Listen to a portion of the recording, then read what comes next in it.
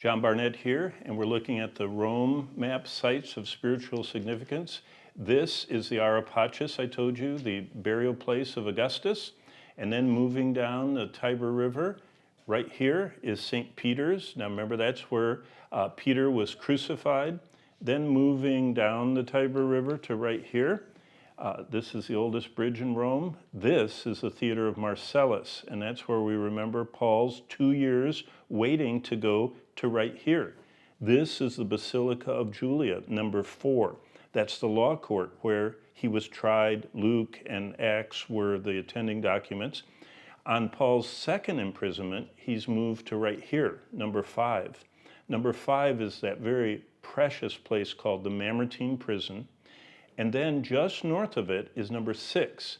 And that's where we remember Revelation 2. This is the marketplace and law courts of Trajan. And that's where all the early believers in the second wave were tried and sent off for execution. Going from 6, we move over to number 7. That's the Pantheon of Hadrian. And remember that picture of the Antichrist. Number 8 right here is the Circus Agonalis. Remember the Piazza Navona, the place of agony. It was a racetrack. Then we studied about Hadrian, who tried to erase Christ. That's number 9. This is Hadrian's tomb. Then to number 10, we go all the way across the city of Rome down here to the Circus Maximus. Look how big that is. It's still an open space, and that's where more early Christians were killed than any other spot, even more than up here at the Colosseum. So Circus Maximus is number 10 on your maps.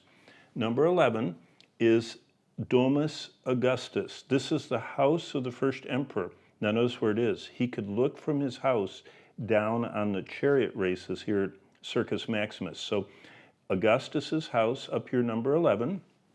Number 12 is the Arch of Constantine.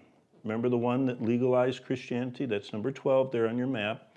Then number 13 right here, real close to it, just up the road, is the Arch of Titus.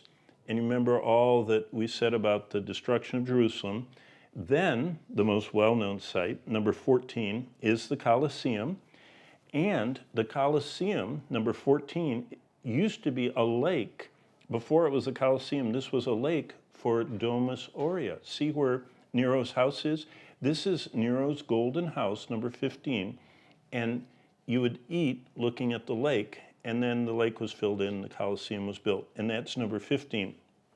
Now to get to number 16, look at where we go, all the way across the city to Piazza di Popolo. And number 16 is this beautiful piazza just north of Augustus's tomb. And up here in the hills is where the cremated remains of miserable Nero were buried. Now number 17, watch, we're going to go all the way down across the city to San Clemente. That's number 17. That's that early church where the people would go through the sewer system to the Colosseum, take the pieces of martyrs and bury them in the catacombs here. That's number 17. Number 18 is straight north. Look, here we are.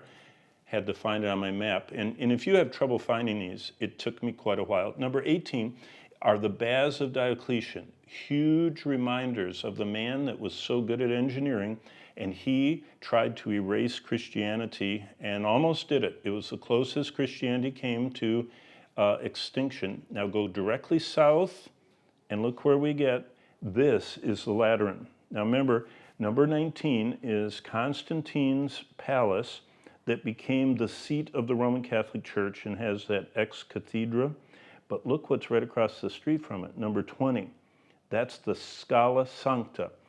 Those are the sacred steps from Pilate's judgment hall brought by Helena, Queen Helena, who lived in Constantine's house. The mother of Constantine lived there.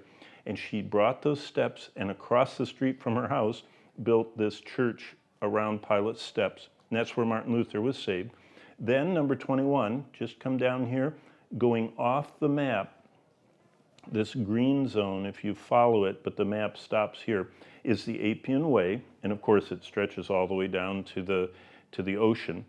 Number 22 is off to the right of it, only diagonal about a mile this way is the Claudian Aqueduct. So on your map, I just wrote 22 Claudian Aqueduct and an arrow, and we'll go to that spot, and we're going to remember there Paul's launch of his missionary journeys. Now, all the way across the bottom of the map, this is the last place. And this is nowhere on the map. It's just number 23, and it's called Paul Outside the Walls because it's 2 miles to the south.